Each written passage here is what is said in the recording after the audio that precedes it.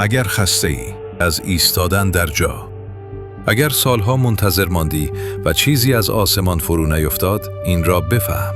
اصلاً قرار نبود بیفتد. در این دنیا چیزی به کسی که فقط منتظر است داده نمی شود. دنیا به حرکت پاسخ می دهد. اگر فکر می کنی به تو ظلم شده، اگر فکر می کنی نادیده گرفته شدی، این حقیقت سخت را بپذیر. دنیا به احساسات تو بدهکار نیست. به عمل واکنش نشان می دهد. تو ضعیف نیستی. اگر می بودی سالها پیش محو می شدی. این که هنوز اینجایی معنایی دارد و این معنا با گریه کامل نمی شود، با انضباط کامل می شود.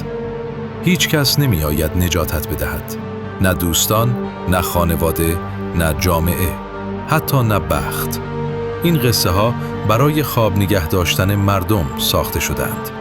اگر می خواهی چیزی تغییر کند، اول باید خودت تغییر کنی، نه با حرف، با عادتها، با نظم خواب، با طرز فکر، با ساختار روزانه‌ات.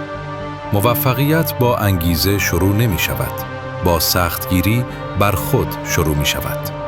بیدار شدن وقتی بدن التماس خواب بیشتر می کند، ادامه دادن وقتی ذهن بهانه می آورد.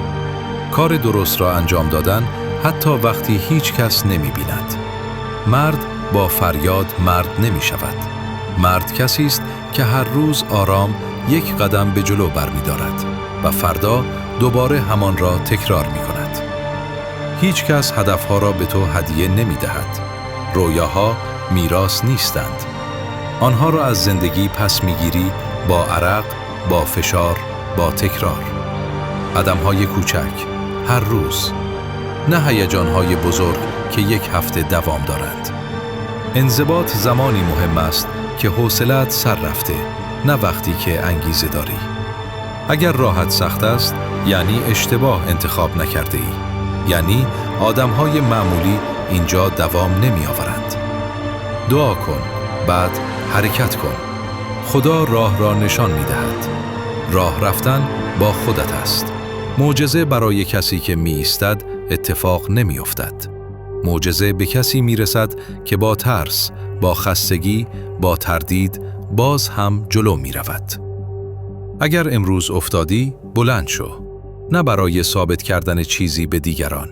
برای اینکه خودت بدانی هنوز مالک سرنوشتت هستی، نه اسیر شرایط.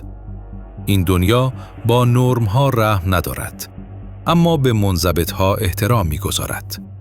این را خوب بشنو.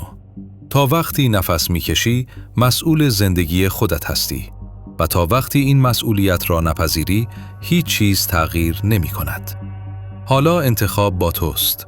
می‌توانی دوباره بخوابی یا این بار واقعاً بیدار شوی.